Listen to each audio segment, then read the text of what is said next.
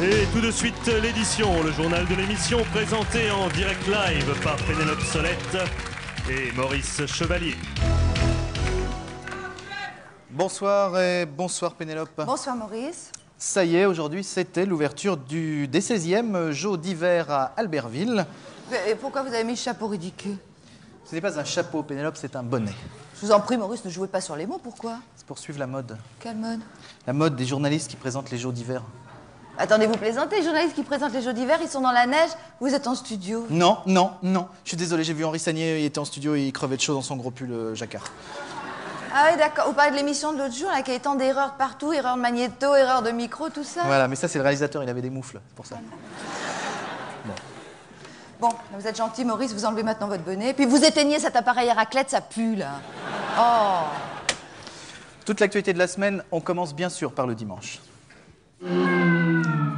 Jolie performance du vainqueur du 1 mètre nage libre, départ arrêté, et on comprend sa joie. Dimanche, c'est le jour de la couleur. Lundi, moi, je fais le blanc et je repasse le mardi. C'est intéressant. Et enfin, prouesse technique, dans son dernier clip, Michael Jackson se transforme en Michel Cotta.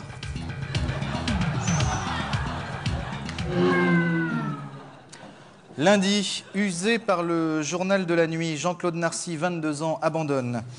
Et puis Antoine Wechter, chef de file des Verts, aurait déclaré que Valéry Giscard d'Estaing était constitué à 80% de fréon, ce gaz mortel pour l'ozone.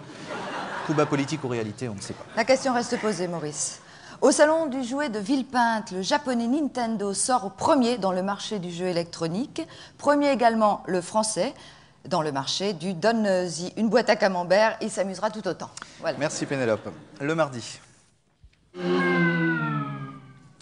François Mitterrand, après son allocution télévisée de mardi dernier face aux deux journalistes Pipo et Molo, les deux célèbres clowns du cirque toutes chaînes confondues, le président François Mitterrand donc a été attaqué de façon très virulente par la presse. Le président a donc demandé un droit de réponse à l'édition, le journal de l'émission, droit de réponse que nous lui accordons bien volontiers, bien évidemment.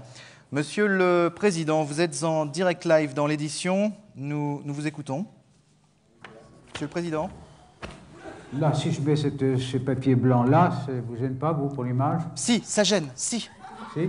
Si, ça gêne, c'est de la télé, on essaye d'être un tout petit peu professionnel quand on passe à l'antenne. Bien beau déjà qu'on vous donne la parole, si en plus il faut se plier aux exigences de monsieur. Oui, eh ben tu peux souffler, tonton. Il est chiant, lui, c'est vrai, à la fin. Enfin, mais vous avez raison, Maurice, vous avez raison.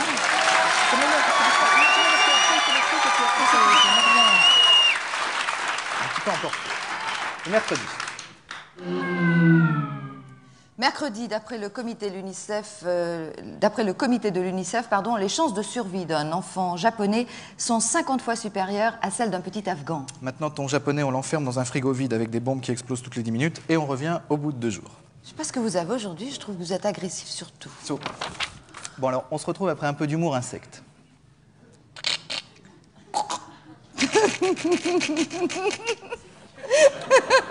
Et voilà. Eh bien, non, vous la connaissiez? Ah, je me rappelais plus de la chute, mais j'adore. Bon, bien sûr, il faut parler un peu le cafard, mais elle est bonne. On passe au jeudi. Jeudi, en Afrique du Sud, il n'y a pas que le racisme noir-blanc qui existe, il y a aussi le racisme anti-végétaux. Regardez, les nazis sud-africains détestent les fleurs et les légumes de couleur.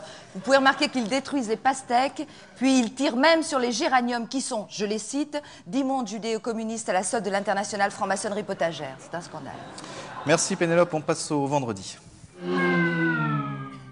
Vendredi, au grand salon du Carrefour des métiers à la porte de Versailles, on a pu découvrir des professions inattendues. Dresseur d'otaries, lisseur de pneus. Patron de la Croix-Rouge. Oui, c'est vrai. Pénélope, autant de métiers peu connus, dont celui-ci, poste synchronisateur de dessins animés de cul. Regardez et écoutez. Allez, on y va. Ah oui, vas-y Dumbo, mets-la-moi ta grosse trompe. Oh oui, tiens, et en me secouant les oreilles, je te fais de l'air sur les couilles. Oui, continue, c'est bon. C'est bon, oui, mets ton bonnet. Oui, voilà, d'accord, oui. Oh, tu aimes ça? Oui, tu aimes ça, ma cochonne. Oh, tu oh, oui.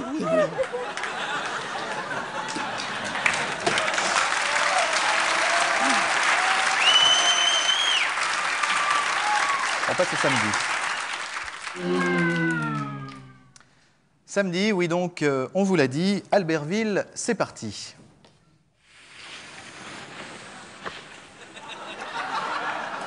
L'image de la semaine, Pénélope. Et oui, Maurice, l'image de la semaine nous vient de Dreux. Non. De sa résidence d'hiver, on a réussi à approcher Bruno Maigret. Oh. Il est teigneux, le bougre. Pas commode, hein? Pas commode.